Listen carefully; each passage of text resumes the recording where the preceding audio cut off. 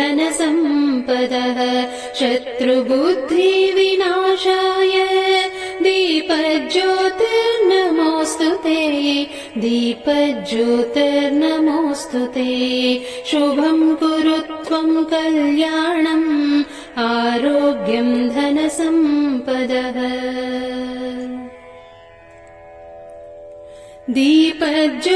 दीपज्योतिर्परब्रह्म दीपज्योतिर्जनार्दनः दीपज्योतिर्परब्रह्म दीपज्योतिर्जनार्दनः दीपो हरतु मे पापम् सन्ध्यादीप नमोऽस्तु ते शुभं कुरु त्वं कल्याणम् आरोग्यं धनसम्पदः ओ दीप ब्रह्म